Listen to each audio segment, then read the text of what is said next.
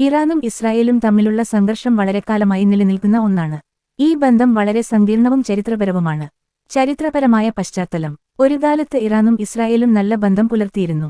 1948-ൽ Israel രാഷ്ട്രം രൂപീകരിച്ചപ്പോൾ അതിനെ അംഗീകരിച്ച രണ്ടാമത്തെ മുസ്ലിം ഭൂരിപക്ഷ രാജ്യമായിരുന്നു ഇറാൻ, ഒന്നാമത്തേത് തുർക്കി.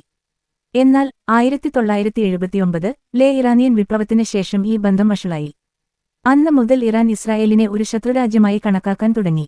ഇസ്രായേലിനെ ഒരു കാൻസർ ട്യൂമർ എന്നാണ് ഇറാന്റെ പരമോന്നത നേതാവ് ആയത്തുള്ള അലി ഖൊമേനി വിശേഷിപ്പിച്ചത്. പ്രധാന കാരണങ്ങൾ: ഈ സംഘർഷത്തിന് പല കാരണങ്ങളുണ്ട്. ഇസ്രായേലിനോടുള്ള വിരോധം: ഇസ്രായേലിന്റെ നിലനിൽപ്പിനെ തന്നെ ഇറാൻ അംഗീകരിക്കുന്നില്ല. പലസ്തീൻ വിഷയത്തിൽ ഇറാന് ശക്തമായ നിലപാടുണ്ട്. ആണവ പദ്ധതി: ഇറാന്റെ ആണവ പദ്ധതി ഇസ്രായേലിന് വലിയ ആശങ്കയാണ്. ഇറാൻ ആണവായുധങ്ങൾ വികസിപ്പിക്കുന്നത് തങ്ങളുടെ സുരക്ഷയ്ക്ക് ഭീഷണിയാണെന്ന് ഇസ്രായേൽ കരുതുന്നു. ഇത് തടയാൻ ഇസ്രായേൽ പലപ്പോഴും ഇറാന്റെ ആണവ കേന്ദ്രങ്ങളിൽ ആക്രമണങ്ങൾ നടത്തിയിട്ടുണ്ട്. മേഖലയിലെ സ്വാധീനം: പശ്ചിമേഷ്യയിൽ തങ്ങളുടെ സ്വാധീനം വർദ്ധിപ്പിക്കാൻ ഇറാൻ ശ്രമിക്കുന്നു.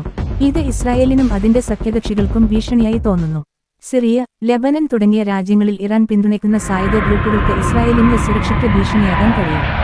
പലസ്തീൻ പ്രശ്നം: പലസ്തീനിലെ ഹമാസ്, ഹിസ്ബുള്ള തുടങ്ങിയ ഗ്രൂപ്പുകൾക്ക് ഇറാൻ പിന്തുണ നൽകുന്നത് ഇസ്രായേലിനെ പ്രകോപിപ്പിക്കുന്നു. നിലവിലെ സാഹചര്യം: ഇറാനും ഇസ്രായേലും തമ്മിലുള്ള സംഘർഷം ഇപ്പോൾ കൂടുതൽ രൂക്ഷമാണ്. നേരിട്ടുള്ള ആക്രമണങ്ങളും പ്രത്യാക്രമണങ്ങളും നടക്കുന്നുണ്ട്. മിസൈൽ ആക്രമണങ്ങൾ: അടുത്തിടെ ഇറാൻ ഇസ്രായേലിലെ ടെൽ അവീവിൽ മിസൈൽ ആക്രമണം നടത്തി. ഇതിന് മറുപടിയായി ഇസ്രായേൽ ഇറാന്റെ മിസൈൽ നിർമ്മാണ കേന്ദ്രങ്ങളും എണ്ണപ്പാടങ്ങളും ലക്ഷ്യമിട്ട് ആക്രമണം നടത്തി. യു.എസ്. ഇടപെടൽ: അമേരിക്ക ഈ വിഷയത്തിൽ ഇസ്രായേലിന് ശക്തമായ പിന്തുണ നൽകുന്നുണ്ട്. അമേരിക്കൻ സൈനിക വിമാനങ്ങൾ യൂറോപ്പിലെ വിവിധ കേന്ദ്രങ്ങളിൽ എത്തിച്ചിട്ടുണ്ട്.